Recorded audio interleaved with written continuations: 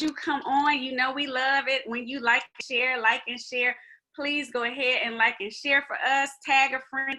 Hey, it's time for Freedom by Design. We're ready to get this day started, and you need to get it started with us. Good morning, Lynn. Good morning. Good morning. Hey, Mom. Good morning. Good morning. Good morning. Hey, Christy. Good morning, all the way from PA. Yes. Good morning. Good morning. Please go ahead, guys, and like and share. I see everywhere, everybody from all over in the house. I see Texas in the house. I see Ohio in the house. PA is in the house. Miami is in the house. Come on now. Good morning, good morning, good morning. Welcome, welcome, welcome. Hey, Centrell, thank you guys for tuning in and logging on. If this is your first time, by chance, you were just kind of scrolling and you're like, wait a minute, who is this redhead with these twists? What's going on here? I am Dr. K, and this is Freedom by Design Live. We do this every Monday, Wednesday, and Friday, and you are in for a treat, especially if this is your first time. Good morning, Tish. Good morning, Sherry. Hey, James. Because today on Wisdom Wednesday, we typically have special guests. And this individual that is going to be on with me definitely is special, but I don't know if I can even really say that she's a guest because she is so much a part of Freedom by Design in ways you have no idea. So come on, let's get it going. Let's see. Hey, Tyson. Good morning, Deborah. We are about to engage in some conversation. I know y'all see our topic this morning, and it is simply put, follow me. And I know you're like, well, Katrina, you want us to follow you? We already follow Freedom by Design. We're in. No, not follow me. Follow him. Follow me. So we're about to get into this thing. And you know what? Because I want to make sure that you guys get to have as much time as I always get to spend with this beautiful spirit and soul, I'm going to just go ahead and introduce my sister. She is definitely no stranger to Freedom by Design Live. She is no stranger to any one of you all. If you know her, you love her. You can't get enough of her. She is none other than attorney Bernadette Clark-Wright. She is the founder of Blue Phoenix Enterprises. She is featured every other Monday on Elevation Evenings. If you're missing out, you're missing out. So you better jump on because that sister brings a mighty word. She is a part of the God Zone family. And she is just a woman of God, a woman of power in her own right. She can stand alone and it just happens. Help me welcome my sister, Miss Bernadette Clark-Wright. Bern, are you there? Oh my goodness, amen. You make my life sound so fantastic. I'm sitting here going, dang, that woman's got it going on. Who is she talking about? But thank you so much. You're hired, like wherever we go. I totally need you to be doing the introduction because as you're talking, I was like, whoa. Nothing but God. But thank you so much for having me on today, sis. You know how much I love you. And one of the things I love about you most is that you are so giving and kind, and you understand that every single platform each of us have is really designed to build one another up. So I've been watching you as you have different guests on who talk about whether it's their businesses or whether it's to go in their lives and allow us to pour into one another. Because you are a representation of what that's really supposed to look like, because it's not my show, it's not my platform, it's his. So even with the book that you just wrote, you may have been the one who had the pen in your hand and put it to paper and went through all the experiences, but it was by God's design. Because at the end of the day, what you wrote in that book is going to be something that can break a chain, that can set someone free. So it's wonderful that we get to come together, you know, on these Wednesdays or whatever day you choose to do it, and really just share with people, you know, whatever is on your heart that day, whatever God put in your spirit, and hopefully people leave filled up because of that. So I just wanted to say thank you for this mission that turned into a ministry that we have here called Freedom by Design, because in case y'all didn't know, I'm gonna say it again for the people in the back. This is her ministry, and it is Freedom by Design, and it's by his design. Yes, and his purpose. So there you go, off my soapbox. All right. I love it. I love it. So much. Thank you so much. So I want you guys to understand, anytime we have these conversations and talks, it's she and I, we're going to talk and you all are going to be a part of it. You get to eavesdrop. You know how some people like, I just want to ear hustle a little bit. So you guys get to ear hustle a whole lot. And you see my backdrop this morning that says, follow me. And I want you to understand, you see pictures of both myself and you see Bernadette and Bern, we were out early in the morning. It wasn't 7:30 yet. And we were walking on that beach, and it wasn't the first beach that you and I have had an opportunity to spend time together on, because you know, when you're so busy and we have so much going on in life, sometimes we just have to stop, and people are looking like, dog, they were just in Atlanta, how did they just up and leave and go? Because we have to be obedient. When he tells us it's time for a break, it might not be a prescribed break. It might not be where we get to plan out a whole trip and have a whole itinerary. It's just a time for us to just stop. And when we stopped on this particular trip, this one was to Jacksonville just last week, you were speaking on the God Zone, and your message was entitled, Follow Me.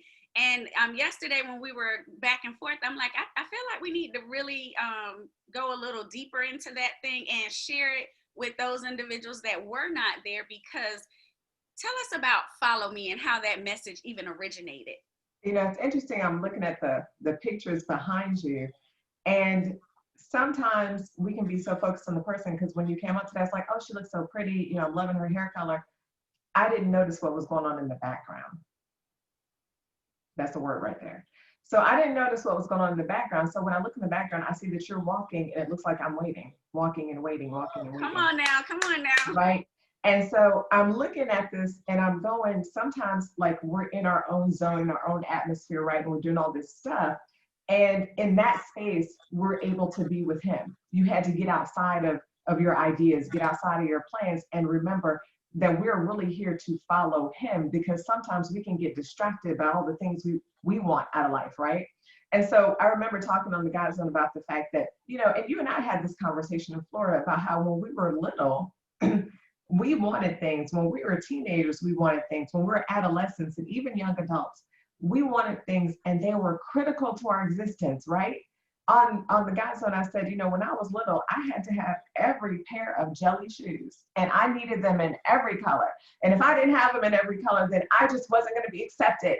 You know, and I wasn't worthy to be in that school anymore because I didn't have those jelly shoes. And so, Mama, I need you to go give me the jelly shoes. Meanwhile, in real life, there are bills to pay.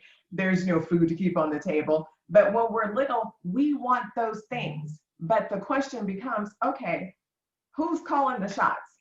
We get older and we look back and we're like, okay, that's what you wanted. A lot of us, when we're little, you even said a comment on the God Zone. We weren't like, I want to be like Jesus when I grow up. We wanted to be like Michael Jordan. We wanted to be like Janet Jackson. We wanted to be like all the rich and famous people. We wanted to be the president. We wanted to be all these things that brought fame to us, that brought acclaim to us, that brought acknowledgement to us, that made us look good. But as we get older and wiser and get more in the word, we realize that all that stuff will fall away. And at the end of the day, God is calling us to follow him. And when you follow someone, what are you doing? Like we look at Instagram, right? You talked about the follow me and how people are like, you know, what do you mean by that? We look at things like Instagram and how many follows someone has and how many people are following you on Facebook and how many people are liking your things. But what if we translate that into what God is really calling us to do when it comes to following him? We follow these people because there's something in their life that we want to imitate, whether it's their funny, their look, their fashion, their style, their talk, their walk. There's something about them that attracts us to them because we know that imitation is a sign of flattery. But God tells us we're supposed to imitate him. So what if in all things we decided that follow me meant to follow him? That means we'd have to be more like Jesus. That means we have to be quiet sometimes and pay attention to what he's saying and get away from all distractions. That means we'd have to be more forgiving. That means sometimes you'd have to go without so that other people could have. Come on, somebody. Yeah. So at the end of the day, he's saying, follow me, because his plans are actually greater than our plans. I thank God that some of the stuff I wanted, I did not get. Say it. Because his plan was greater than mine. Girl, sometimes I think about those prayers. I was talking to somebody yesterday, and they were saying, I prayed one of them prayers, Lord, if you just get me through this, I promise I won't do that. I'm like, I can think about some of the stuff I prayed for. I'm like, thank you, Jesus, you didn't give me him, because I would be a fool right now. Thank you, Lord, I didn't get that. You know, we don't see it in the minute, in the moment. I'm looking here. I saw Kenan say jellies, not them jellies. Yeah, we had to have those jellies. We needed every color. Come from outside, feet black as I don't know what, because all the dirt and got on it, but I was cute. I was ready to go. You know, it's so amazing, as you were saying, how many people wanted to be like somebody else. And I thought about that because I remember saying it, you know, if I could be like Mike, I want to be like Mike. And it's like, really? But you really don't even know what Mike is like. You really don't know what that person is like. You're saying you want to be like what their image is. Not, you don't know the person. I listened to Bishop Jakes talk one day, and he was saying how, you know, somebody was telling him, I want to be just like you. You don't even know me.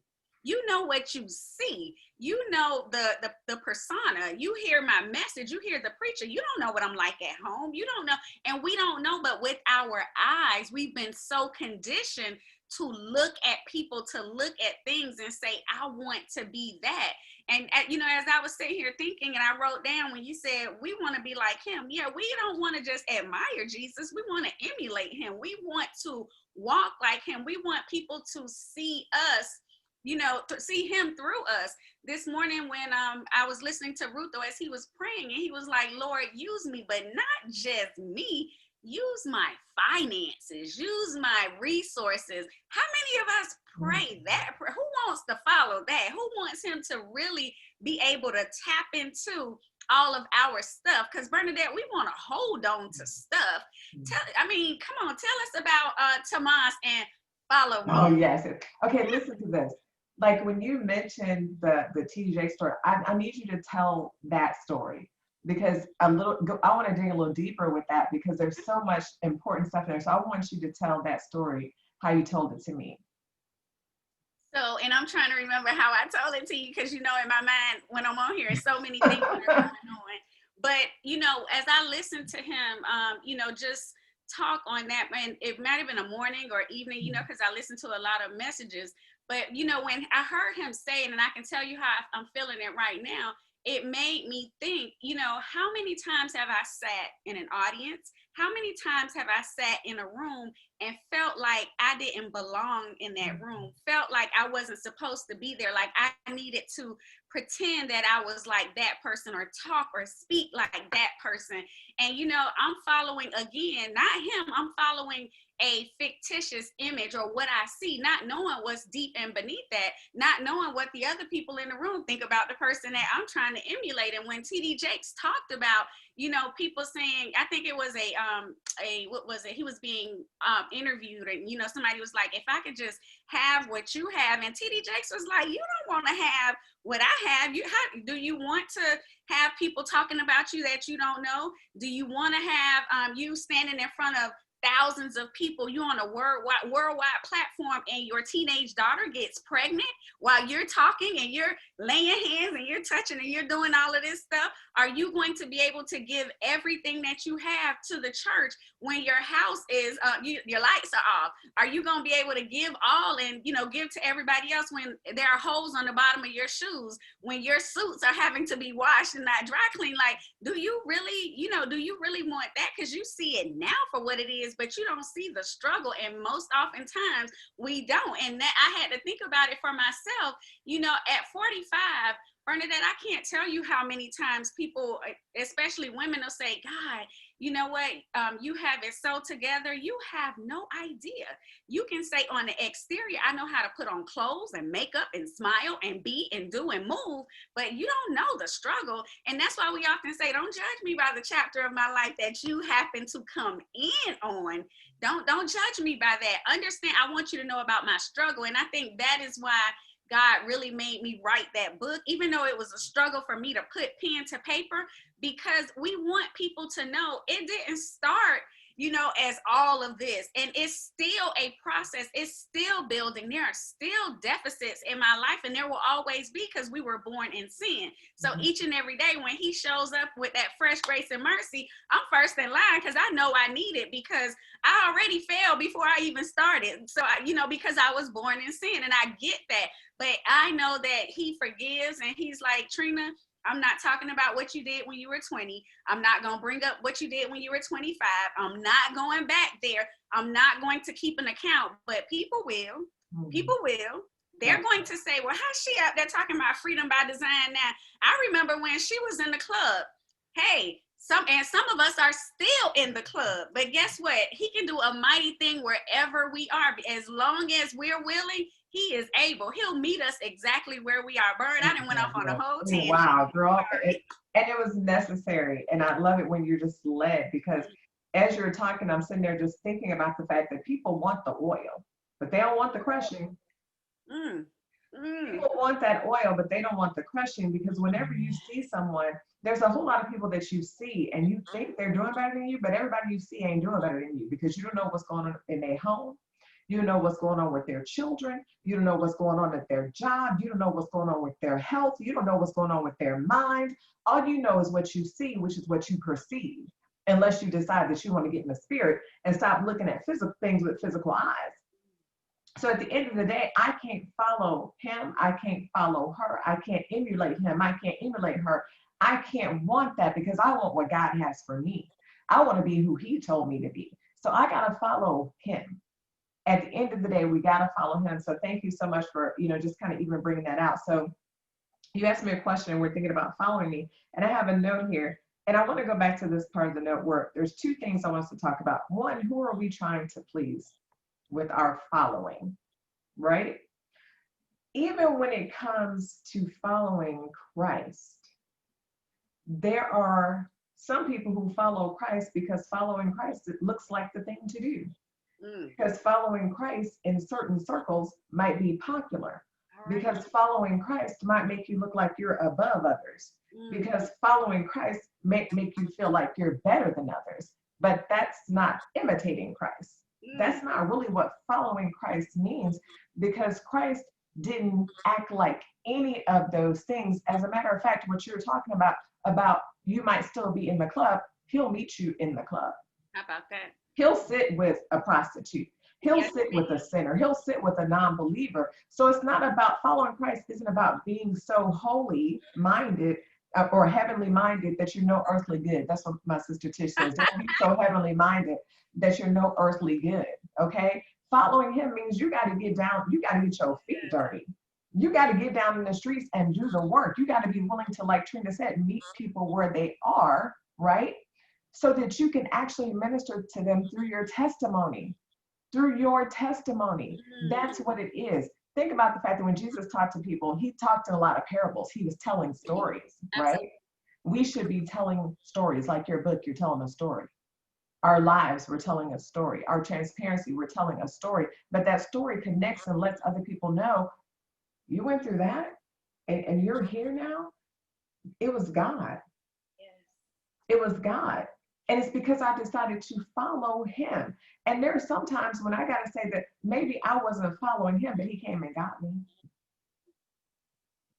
That goes to that mutual. He came and got me. And I had to make the decision at that time to follow him.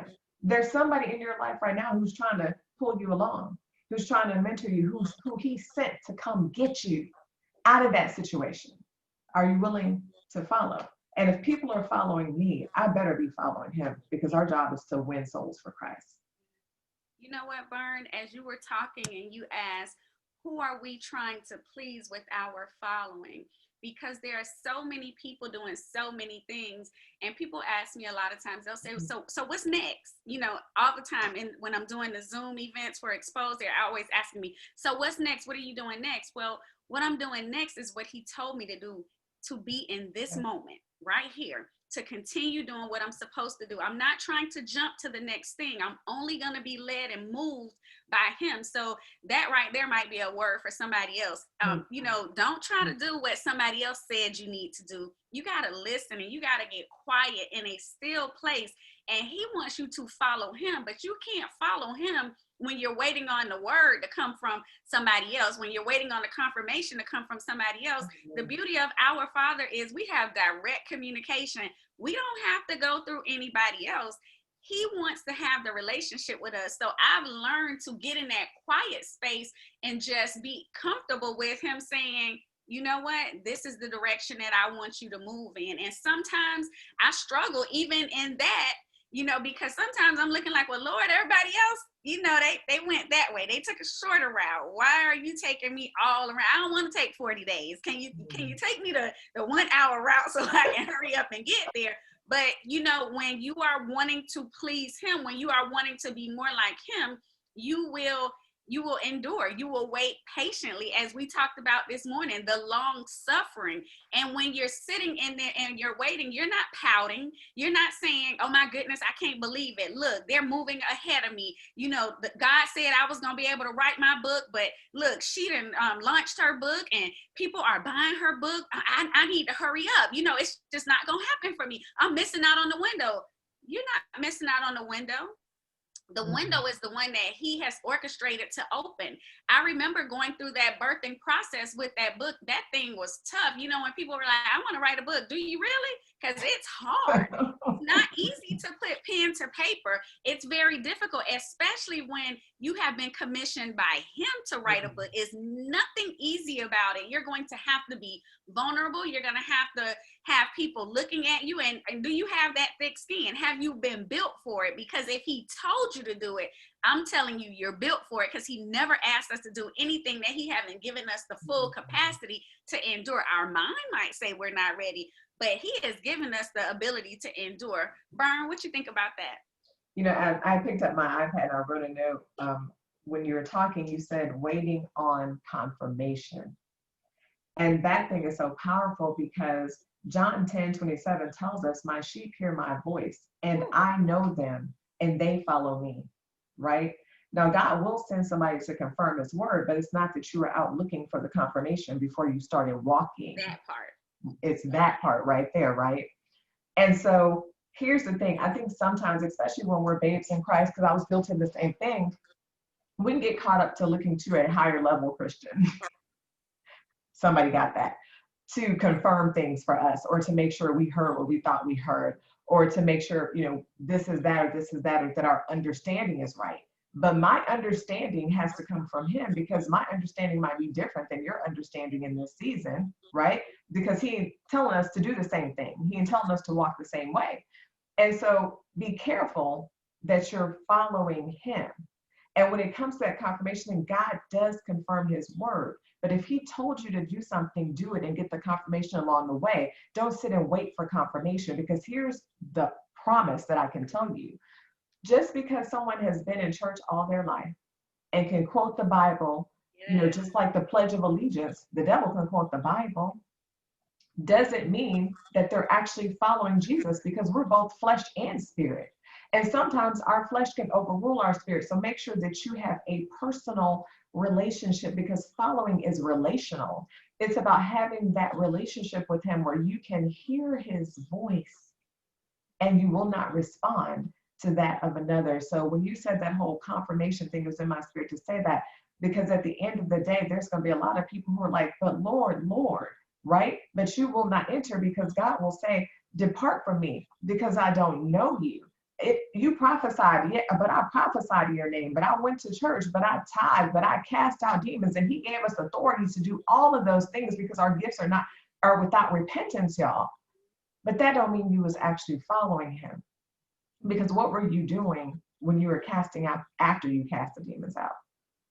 What were you doing after you laid the hands? What were you doing after you prophesied? What did you do after you tithed?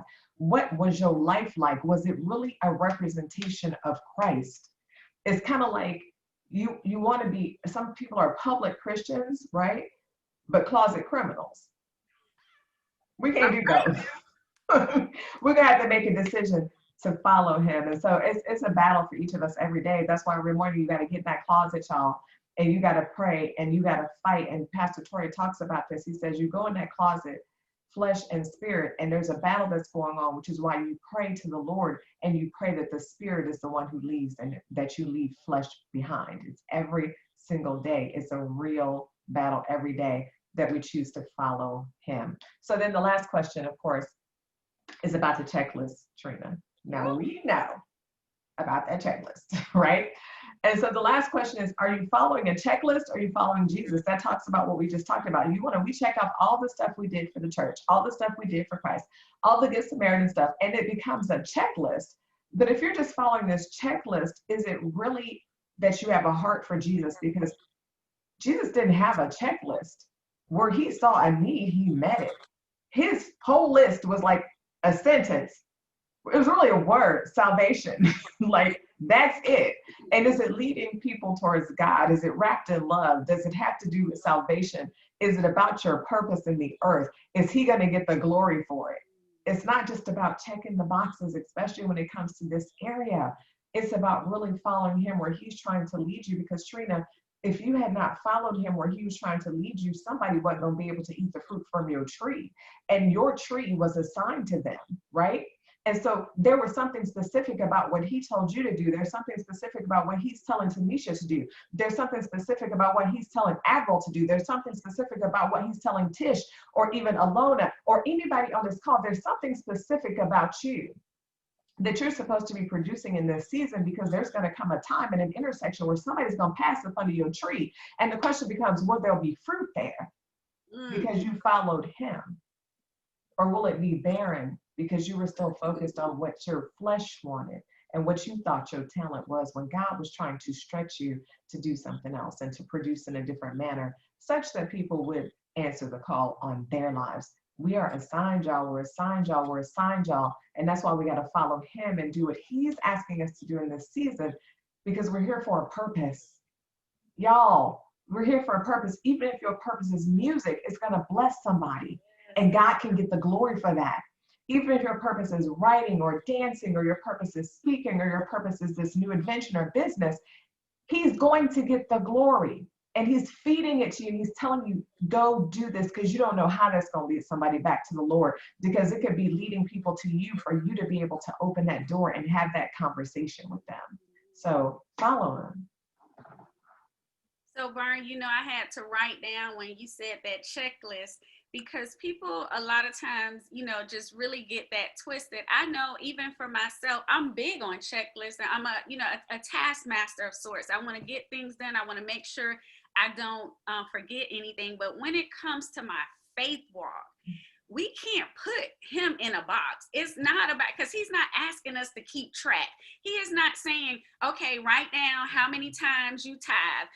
Write down how many times you were able to bless somebody else. Write down how many times you interceded. He is not asking us to do all of that. And he does not want us to come and just be telling people everything that we did, because we could never do more than what he did, ever. I don't care how many, you can get all the journals and notebooks and post-it notes you want and try to write it all down. It'll never be enough. Understand, guys, we must follow him. He's not keeping record. He's not keeping track. He's not sitting over here saying, well, they didn't deserve that. Why did they get that and I didn't? Because it's not about it's not about you or me. It's about him. And understand, Bern, you were talking, and I remember last week when you gave your message, what your topic was, and Rutho was kind of like, wait a minute, I heard that topic before. And it made me think, if you are not obedient, if you don't hear his voice, if you're not moving, then guess what? You'll see somebody else doing something that you're like, well, wait a minute. You told me to do that. I was getting ready. And he was like, no. A lot of times in our mind, we're getting ready, but he's like, I'm not asking you to get perfect in it. I'm asking you to go and allow me to use you. So sometimes when I'm sitting up here getting ready in the morning, Burns, I'm like, okay, Lord, it's 7:00. You want me to write what I'm doing, what I'm thinking? And he's like, no, it's okay. And I'm like, okay, it's 7:15. What we talking about? It's like, no, you're okay. And 7:25, I'm like, okay, I need a title so I can put it out. Okay, I give you a title.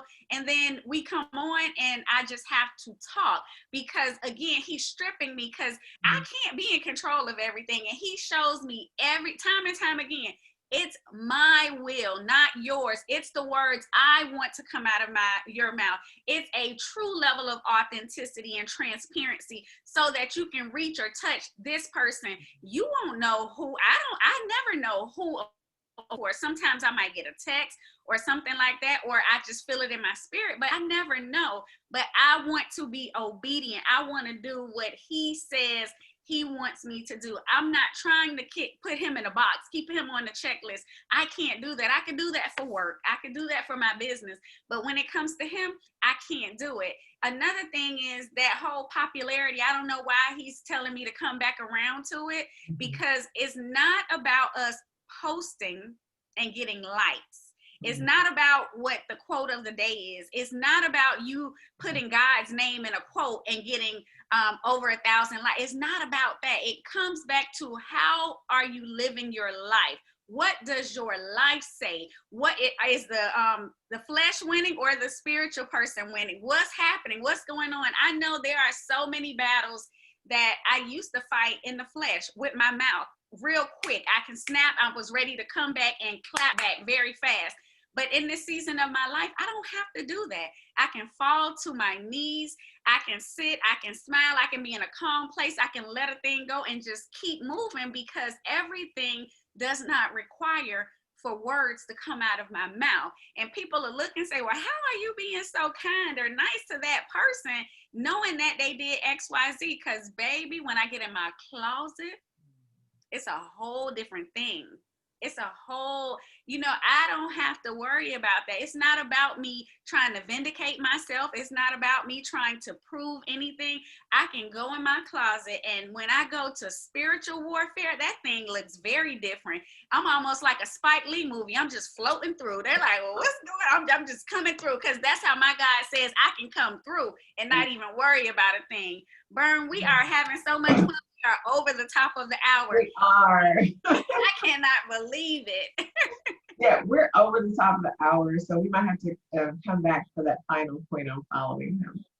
Absolutely, absolutely. Ladies and gentlemen, thank you so much. I see the comments, the likes. I see the yes, stay ready. You don't have to get ready. I see he came for me where I was. He met me, so I know that they are definitely is resonating with the people. So the word that he gave us this morning was fresh. Rutho, if you would please put the information in the chat so that everybody knows where and how to access and be a part of the God Zone. So y'all wondering, how are they up this time of morning, this excited, this because we actually got up at about 5:30, 5:45 and got on the God Zone at 6. So we were there for that hour of power. It was like that little mini immunity boost shot, and we're ready and we're rocking and rolling, because it's something about coming in his presence. It's something about being around other saints. You can't just leave the same. You can't just lay there and be quiet. You can't lay there and be quiet when you're yelling to the top of your lungs, hallelujah, at 6:15 in the morning, and the house shaking and everybody wondering what's going on,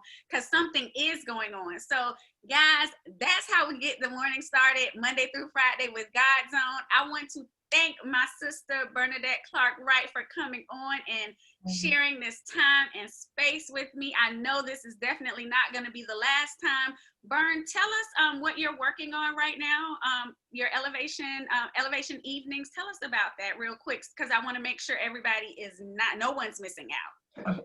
Thank you so much. I've actually partnered with Let's Get Personal with Latanya and Ray with Celebrity Media TV, and we're doing a show called Elevation Evenings that I co-host with them every other Monday.